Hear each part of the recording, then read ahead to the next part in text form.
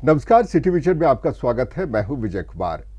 14 सितंबर 1949 को भारत के संविधान में हिंदी को बतौर आधिकारिक भाषा स्वीकार किया गया। कुछ अरसे बीते, 3-4 साल बाद भी हिंदी को वैसी स्वीकार्यता नहीं मिल सकी। इसके बाद 14 सितंबर 1953 को ही पहली बार हिंदी दिवस औपचारिक तौर पर मनाया गया और ये परंपरा, ये सिलसिला आज भी जारी है। इसी सिलसिले में हम बात करेंगे हमारे मेहमान डॉक्टर ऋषभ देव जी से, जो कि जाने माने साहित्यकार हैं और हिंदी को लेकर उन्होंने आजीवन बहुत ही श्रम के साथ काम किया। बहुत बहुत स्वागत ऋषभ देव जी। नमस्कार सर, हिंदी दिवस को लेकर के जिस तरह से कार्यक्रम हो रहे हैं, आज के डेट में क्या महत्व है और कितनी प्रासंगिकता है इस दिवस को मनाने को लेकर के? आपने सही कहा कि 14 सितंबर 1949 को भारत के संविधान में भाषा संबंधी प्रावधानों को स्वीकृति प्रदान की गई और हिंदी को भारत संघ की राजभाषा के रूप में स्वीकार किया गया। लेकिन उस समय यह अनुभव किया गया कि अभी स्वतंत्रता के तुरंत बाद देश में विभिन्न प्रकार के राजकाज से लेकर के शिक्षा, न्याय प्रणाली और यहाँ तक कि मीडिया तक में भी हिंदी में स्विच ओवर करने के लिए कुछ समय की आवश्यकता थी। इसलिए 15 वर्ष का समय इसके लिए दिया गया।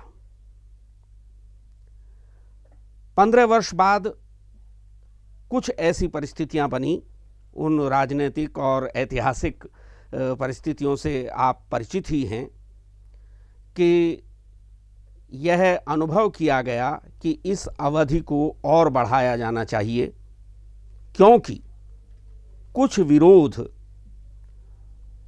विशेष रूप से दक्षिण भारत के एक राज्य से इसके संबंध में उठ रहा था और यहाँ तक कि हिंदी विरोधी आंदोलन के नाम पर आत्मदाह तक की स्थितियां उत्पन्न हो गई थीं। इसलिए एक अधिक लोकतांत्रिक मार्ग यह निकाला गया कि जब तक एक भी कोई राज्य हिंदी में पूरी तरह कामकाज के लिए तैयार न हो, तब तक संघ की राजभाषा हिंदी के साथ साथ अंग्रेजी भी बनी रहेगी। यानी सह राजभाषा के रूप में अंग्रेजी को स्वीकार कर लिया गया और इसके बाद राजभाषा क्रियान्वयन की बहुत सारी प्रक्रियाएं हैं। उनके टेक्निकल डिटेल्स में मैं नहीं जाना चाहूँगा, लेकिन मैं आपके मूल प्रश्न पर वापस लौटता हूँ कि आज भी स्थितियां ऐसी हैं कि जो संविधान लागू होने के 15 वर्ष बाद हमें जहाँ जहाँ जिस जिस कार्य व्यापार के लिए अंग्रेजी का प्रयोग होता था, उसके स्थान पर हिंदी का प्रयोग आरंभ करना था, आज भी उसके लिए हम पूरी तरह 100% तैयार नहीं हो सके हैं। तो इसलिए कि हम हिंदी की एक मानसिकता का निर्माण जो है वह देश में कर सकें, हिंदी दिवस मनाना आवश्यक है। यानी यह एक प्रकार से भाषिक जागरूकता को उत्पन्न करने के लिए इस उत्सव को मनाने की ज़रूरत है। हम दर्शकों को बता दें कि डॉक्टर ऋषभ देव शर्मा जी लंबे समय तक दक्षिण भारत हिंदी प्रचार सभा से जुड़े रहे हैं और प्रतिष्ठित यूनिवर्सिटीज़ में वो अभी भी बतौर एडवाइज़र काम कर रहे हैं। भारत सरकार की सेवा से वो सेवानिवृत्त हो चुके हैं और उन्होंने बड़ी अच्छी बात कही।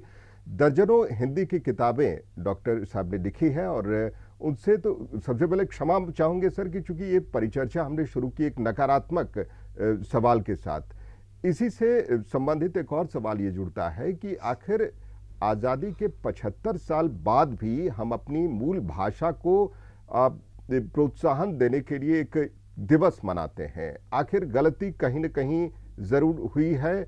आपने बताया कि मानसिकता को हम बदल नहीं सके हैं। वाकई जिम्मेदार कौन है? हमारे पॉलिटिशियन जिम्मेदार हैं, हमारे शिक्षाविद, बुद्धिजीवी या आम जनता? किसे, या फिर शिक्षा प्रणाली, किसे दोष देंगे? देखिए बंधु, जो हमारी संवैधानिक भाषा नीति है जी, उसमें मेरे ख्याल से कोई दोष नहीं है, बिल्कुल। लेकिन उसके क्रियान्वयन की जो गति होनी चाहिए थी, सहज स्वाभाविक गति होनी चाहिए थी, वह हम प्राप्त नहीं कर सके। और इसमें फिर से वही बात आती है कि जो हमारी औपनिवेशिक मानसिकता अभी तक भी हमारे मनो मस्तिष्क के ऊपर छाई हुई है, उससे हम मुक्त नहीं हो सके और इस मिथ के शिकार रहे कि दुनिया के ज्ञान की एकमात्र खिड़की अंग्रेजी ही है, जबकि यह आप भी जानते हैं और हमारे दर्शक भी इससे सहमत होंगे कि दुनिया के अनेक वे देश जिन्होंने पिछली शताब्दी के उत्तरार्ध से लेकर अब तक अद्भुत प्रगति की है, बड़ी सीमा तक अंग्रेजी के एक कहें कि जो गुंजलक है उससे मुक्त हैं। और यही कारण है कि उनके यहाँ मौलिक शोध और अनुसंधान की संभावनाएं इतनी अधिक रहीं कि साथ साथ चलते हुए भी कई बार ऐसा लगता है कि वे हमसे बहुत आगे निकल गए।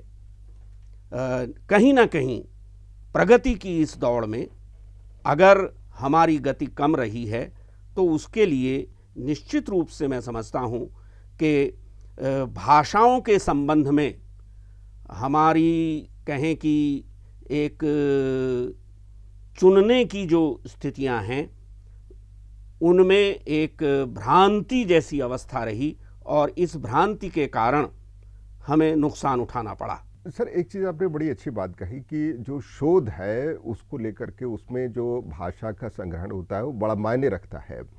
भारत में जो साहित्य है, हिंदी साहित्य, वो समृद्ध है, उसमें कोई दो राय नहीं है, लेकिन तकनीक और विज्ञान के क्षेत्र में जो मूल भाषा में शोध होना चाहिए उसमें कमी है। जो भी साइंस एंड टेक्नोलॉजी से पीएचडी करते हैं उनको रेफरेंस किताबें अंग्रेजी की ढूंढनी पड़ती हैं। जबकि एक हम संदर्भ दें तो चाइना में डॉक्टर बनने लोग जाते हैं तो वहां पर पहले चाइनीज भाषा सीखें, फिर डॉक्टरी की पढ़ाई करें। यही कुछ हाल रूस में जाएं आप, जर्मनी में जाएं आप। तो वो परिस्थिति क्या भारत में हम उम्मीद कर सकते हैं आने वाले समय में कि हिंदी में लोग पढ़कर डॉक्टर, इंजीनियर बन सकें? आदरणीय, मैं एक विशेष बात की तरफ आपका ध्यान दिलाना चाहूँगा कि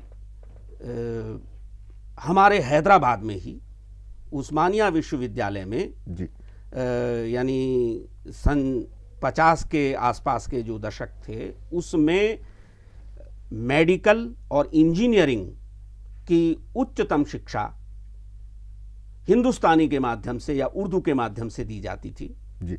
और उस समय के बड़े सफल चिकित्सक और इंजीनियर्स अभी तक भी कुछ बचे हुए हैं।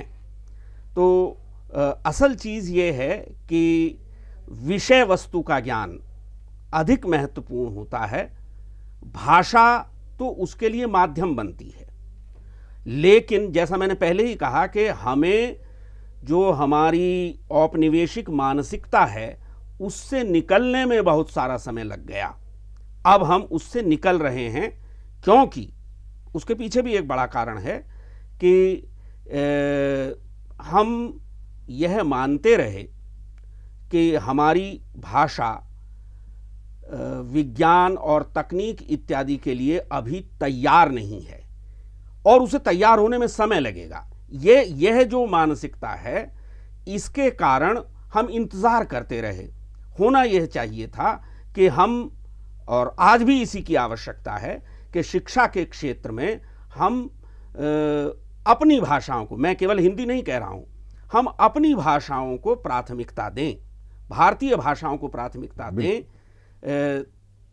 ताकि फिर से वही बात आती है कि जो मूल संकल्पनाएं हैं उन्हें समझने में बच्चे को अधिक आसानी हो। यहाँ एक छोटी सी बात मैं आपको बताना चाहूँगा कि भाषा वैज्ञानिकों ने इधर की भाषाओं को दो हिस्सों में बांटा है। एक को वो कहते हैं अभिव्यक्तिपरक संस्कृति की भाषाएं और दूसरे को कहते हैं प्रगतिपरक संस्कृति की भाषाएं। अभिव्यक्तिपरक संस्कृति की भाषा से अर्थ है, जैसा आपने आरंभ में कहा, कि हमारे पास साहित्य तो बहुत सारा है। साहित्य की भाषा के रूप में हमारी भाषाएं दुनिया की किसी भी भाषा से टकरा सकती हैं, टकराती हैं, बराबरी करती हैं।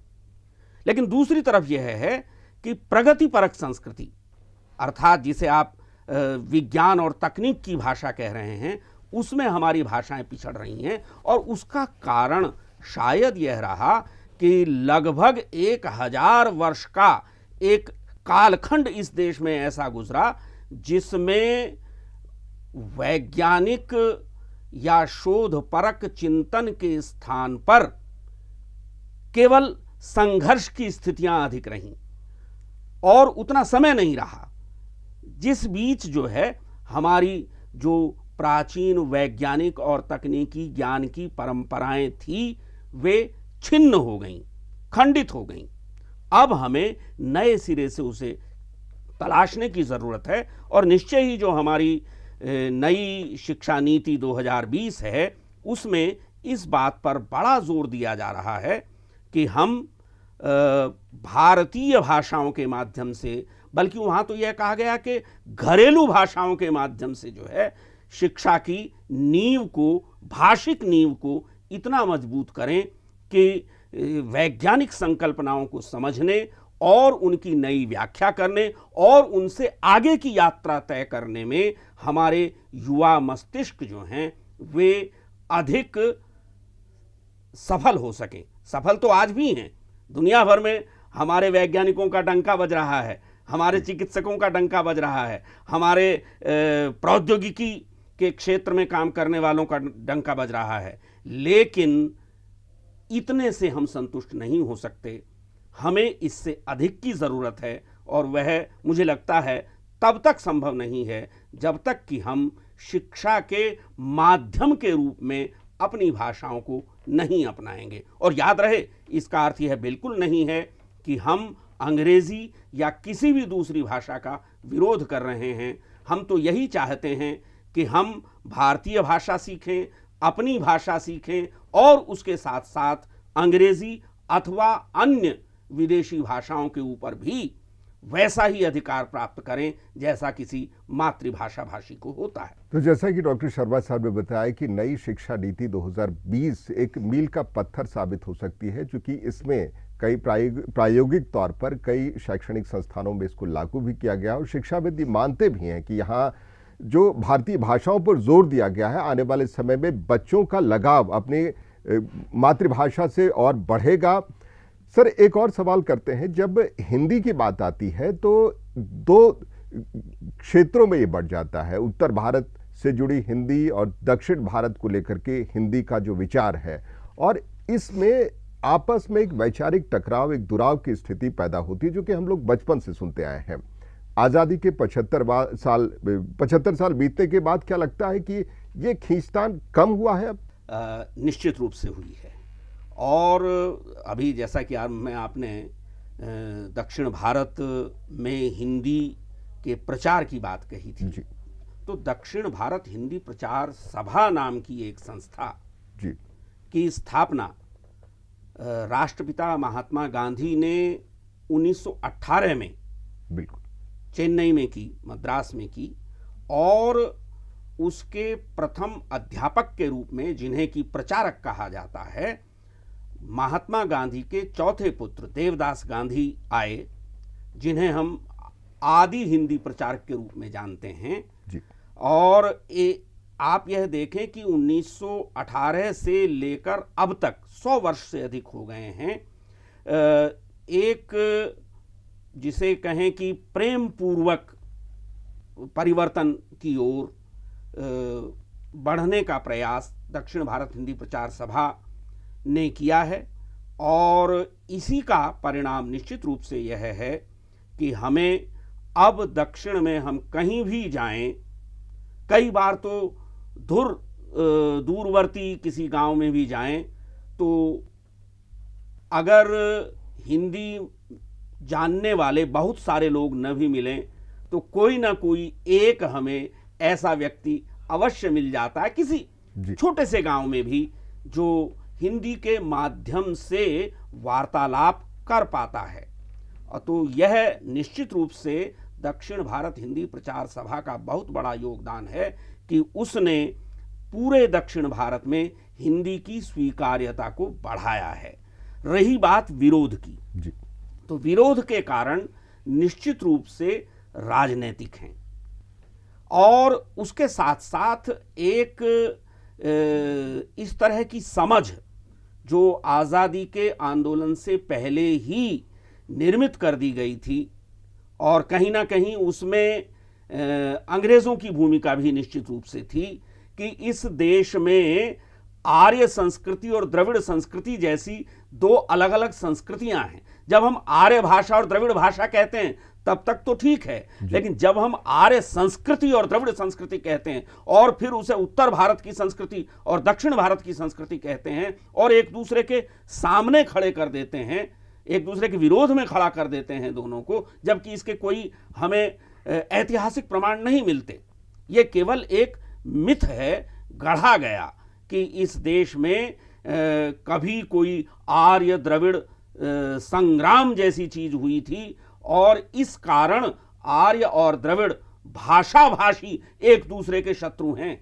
यह जो एक नकारात्मक घुट्टी विशेष रूप से दक्षिण भारत के राजनीतिज्ञों ने अपने वोट की खातिर लोगों को पिला दी है, वह निश्चय ही हिंदी का नुकसान कर रही है। लेकिन इसके बावजूद इस सच से भी आप इनकार नहीं कर सकते, मैं अपने अनुभव से इस बात को कह रहा हूं कि जो लोग मंचों पर हिंदी का विरोध करते हैं उनके घरों में उनके बच्चे हिंदी प्रचारकों से हिंदी की कक्षाएं लेते हैं।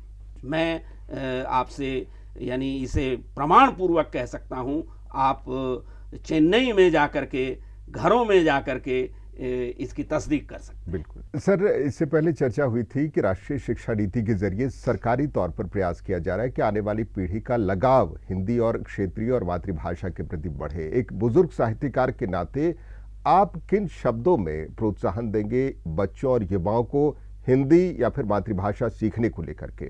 पहले तो मुझे इस बुजुर्ग से और उसमें साहित्यकार इन दोनों शब्दों से थोड़ी सी शिकायत है। आदरणीय, ना तो मैं साहित्यकार हूं और हाँ उम्र ठीक है, रिटायर हो गया हूं, तो इसलिए आप बुजुर्ग कह सकते हैं। आपकी बातों को बड़ा गौर से लोग सुनेंगे जो बच्चे हैं या फिर युवा हैं, मैं वहां क्योंकि बुजुर्ग शब्द के अलंकरण के साथ एक बहुत सम्मान प्रदर्शित होता है। इस लिहाज से आप जो भी कहेंगे उनको बड़े गौर से लोग सुनेंगे।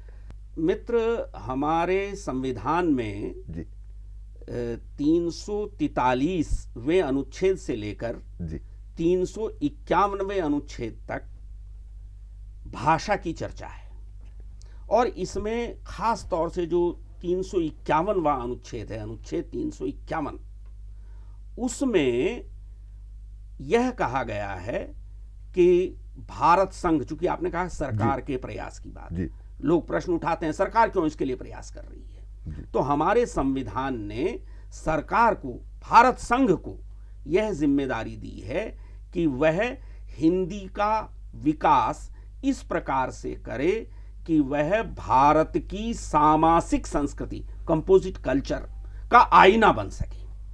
और इसके लिए जरूरी होगा कि हमें नए नए शब्दों और पदावलियों का गठन करना पड़ेगा और एक ऐसा वातावरण निर्मित करना पड़ेगा कि जो हिंदी से इतर भाषा भाषी लोग हैं वे यह अनुभव करें कि हिंदी हमारी भी उतनी ही है जितनी किसी हिंदी मातृभाषी की।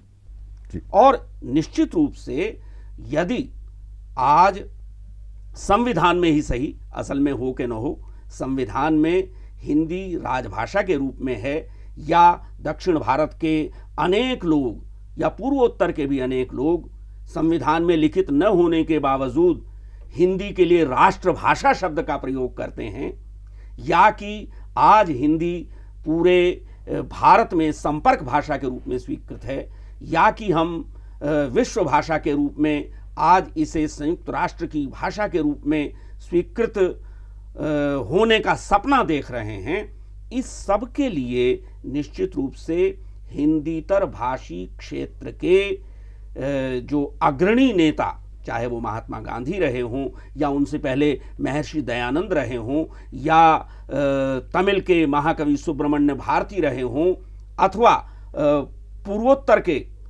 अनेक हिंदी प्रचारक और हिंदी नायक रहे हों, उन सब के प्रयास को इसका श्रेय जाता है कि उन्होंने हिंदी को एक प्रकार से संपूर्ण भारत की भाषा बनाने का काम आधुनिक समय में किया। हालांकि पहले से ही अगर हम ऐतिहासिक संदर्भों को देखें तो तीर्थाटन से लेकर व्यापार व्यवसाय तक के माध्यम से हिंदी संपूर्ण भारत को जोड़ने वाली एक संपर्क भाषा के रूप में रही है। और निश्चित रूप से जो आने वाला समय है, हम यह देख रहे हैं कि चाहे वो कंप्यूटर दोस्त भाषा के रूप में कहें, या बाजार दोस्त भाषा के रूप में कहें, या मीडिया दोस्त भाषा के रूप में कहें, या प्रौद्योगिकी पर अधिकार जमा सकने में समर्थ भाषा के रूप में कहें, हिंदी अपनी योग्यता साबित कर रही है। और साथ ही वह एक तरह से अंतर्राष्ट्रीय वार्ताओं की भाषा भी बन रही है। तो राजनीति और कूटनीति से लेकर व्यापार और प्रौद्योगिकी तक की भाषा जब हिंदी बन रही है, तो निश्चित रूप से हम भारतीयों को यह महसूस करना चाहिए कि हिंदी का भविष्य निश्चित रूप से उज्जवल है। आज हम दुनिया से यह कहने की स्थिति में हैं कि हम हिंदी में बात करेंगे, आप अब हमसे हमारी भाषा में बात कीजिए। अब तक यह स्थिति थी कि हम सोचते थे लोग किसी दूसरी भाषा में बोलें और हम उनकी भाषा में उनसे बात करें, लेकिन आज जब हम विश्व की एक महत्वपूर्ण आर्थिक शक्ति बन रहे हैं, विश्व बाजार पर और विज्ञापन के क्षेत्र में भी और राजनयिक के क्षेत्र में भी हमारे देश का व्यक्तित्व बन रहा है, तो हिंदी, मैं प्राय इस बात को कहा करता हूं कि अब लैंग्वेज ऑफ पावर बन रही है, शक्ति की भाषा बन रही है। और शक्ति की भाषा के रूप में हमें हिंदी को भारतीयता की पहचान की भाषा समझते हुए स्वीकार करना चाहिए। मैं नई पीढ़ी से यही निवेदन करना चाहता हूं कि हिंदी भारतीयता की पहचान है, और यह उतनी ही भारतीयता की पहचान है जितनी कि कोई भी अन्य भाषा हो सकती है। लेकिन बहुभाषिक समाज में किसी एक भाषा को समग्र पहचान का वाचक होना होता है। उस दृष्टि से हिंदी भारतीय सामासिक संस्कृति की पहचान की भाषा है, और यदि उसमें कोई कमी है तो उसे हम भारतीय भाषाओं से अनेक शब्दों को ग्रहण करके और अधिक समृद्ध बना सकते हैं। इसलिए ज़रूरी है कि हम अपने दैनिक व्यवहार में हिंदी को स्वीकार करें, अपने राजकाज में हिंदी को स्वीकार करें, और सबसे बड़ी बात यह है कि अपने भारतीय होने और हिंदी या कहें कि भारतीय भाषी होने पर गर्व करें। बिल्कुल। तो डॉक्टर ऋषभ देव शर्मा जी ने बड़े सहज और सरल शब्दों में बताया कि हिंदी की प्रासंगिकता क्या है, महत्व क्या है। न सिर्फ तकनीक के साथ हिंदी का जुड़ा हुआ है हाल के दिनों में, बल्कि इसका एक बाजार मूल्य भी बढ़ा है। और अगर आप प्रोफेशनल हैं, उद्यमी हैं, इंजीनियर हैं, डॉक्टर हैं, तो आपको हिंदी बोलने में कतई हिचकिचाने वाली बात नहीं होनी चाहिए, कारण कि इस भाषा के जरिए आप अपनी कमाई में भी अभिवृद्धि कर सकते हैं।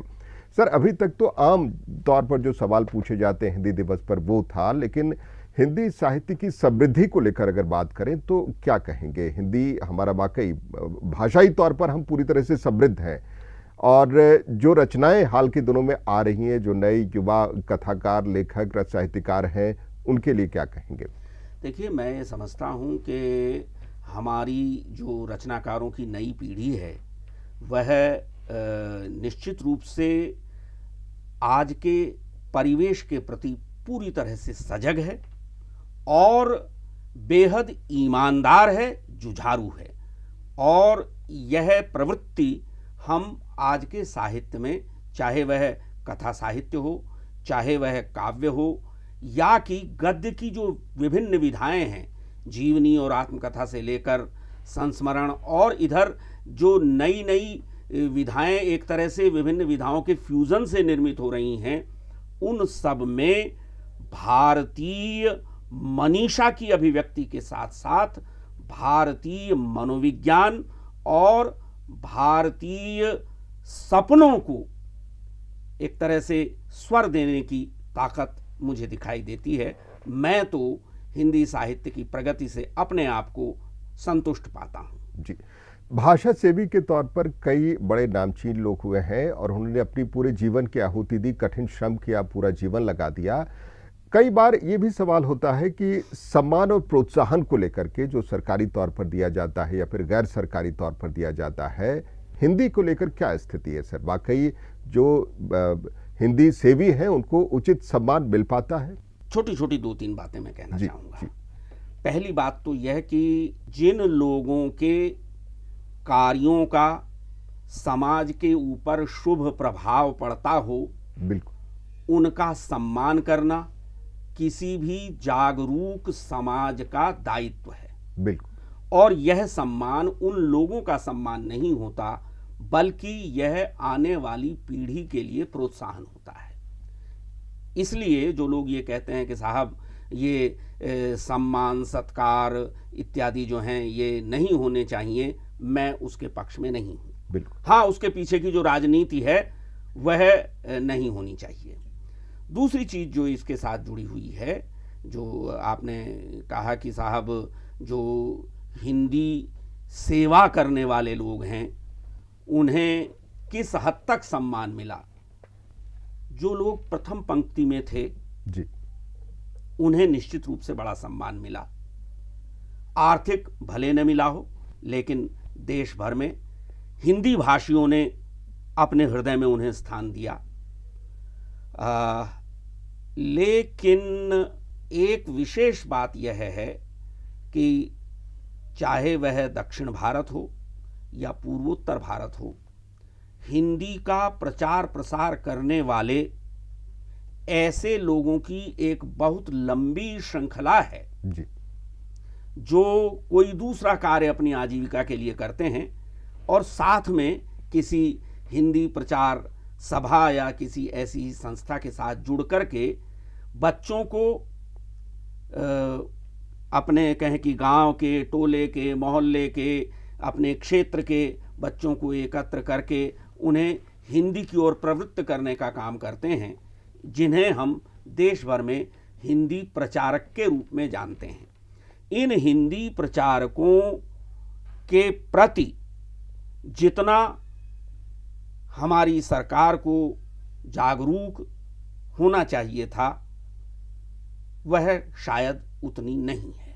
तो हिंदी दिवस को लेकर के हम ये परिचर्चा कर रहे थे।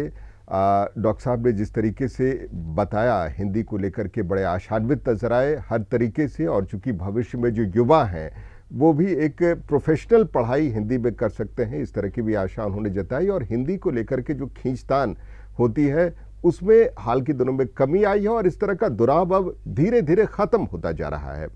तो ऋषभ देव शर्मा जी, बहुत बहुत शुक्रिया, इस स्टूडियो में पधारे आप और आपने बड़ी अच्छी बातें की।